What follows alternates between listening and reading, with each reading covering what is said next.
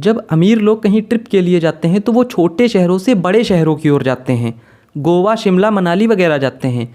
लेकिन हम middle class लोग जब ट्रिप के लिए जाते हैं तो हम बड़े शहरों से नहीं, अभी इतने अमीर नहीं हुए हैं कि बड़े शहरों में रहने लगें।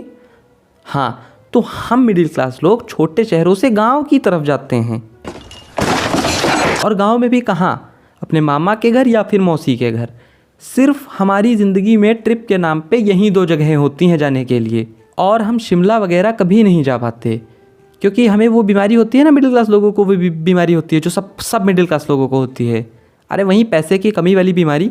तो हम लोग अपने मामा और मौसी के यहाँ गांव में चले जाते हैं। उसके बाद हमें ज़िंदगी का एक ऐसा सच पता चलता है जो वास्तव में होता झूठ है। वो ये कि हम तो इतने दिनों से ज़िंदगी काट रहे थे, ज़िंदगी का असली मज़ा तो ये गांव के लोग लेते हैं। बढ़िया गन्ने खाते हैं, गन्ने का रस पीते हैं, खेतों में टहलते हैं, बढ़िया हरियाली का मौसम रहता है यहाँ, ठंडा ठंडा।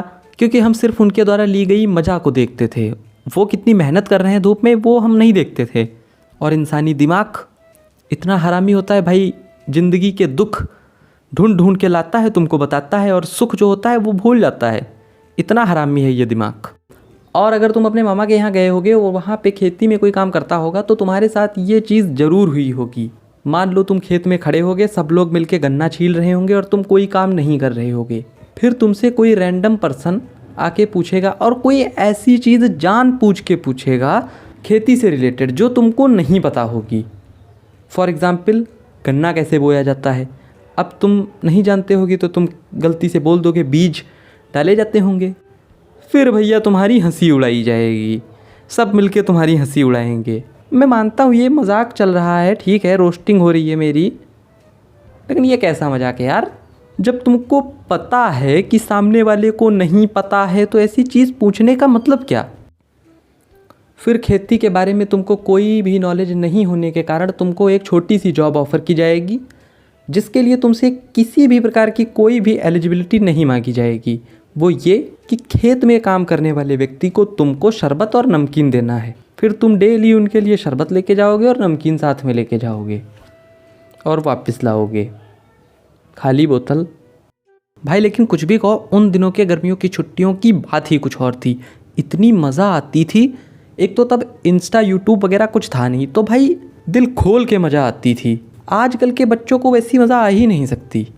और भाई ऐसे ही करते करते मतलब गर्मियों की छुट्टियां बीत जाया करती थी। फिर उसके बाद में मतलब जब छुट्टी जिस दिन ख़त्म होने वाली होती थी उस दिन बहुत बुरा लगता था क्योंकि पूरा महीना मामा यहाँ गुजारा होता था, मामा यहाँ या मौसी यहाँ जहाँ भी। तो वहाँ पे मम्मी पापा नहीं होते हैं तो आराम से शरारत करो, कोई दिक्कत नहीं होती। और बहुत ज़्यादा मज़ा किया होता है हमने। और भाई जब वहाँ से आओ फिर ये पता चले कि एक तो छुट्टी ख़त्म हो, तब जब मामा यहाँ से यहाँ आओ तो एक तो इस बात का दुख कि वहाँ इतना मज़ा आ रहा था, अब यहाँ आ गए हैं, और ऊपर से जब ये याद आता था कि कल स्कूल जाना है। तो बस दोस्तों आज के लिए इतना ही। आई होप आप लोगों को वीडियो पसंद आया होगा। अगर पसंद आया हो तो लाइक करना, चैनल पे नए हो तो सब्सक्राइब करना। मिलते हैं किसी और वीडियो में, तब तक के लिए गुड बाय।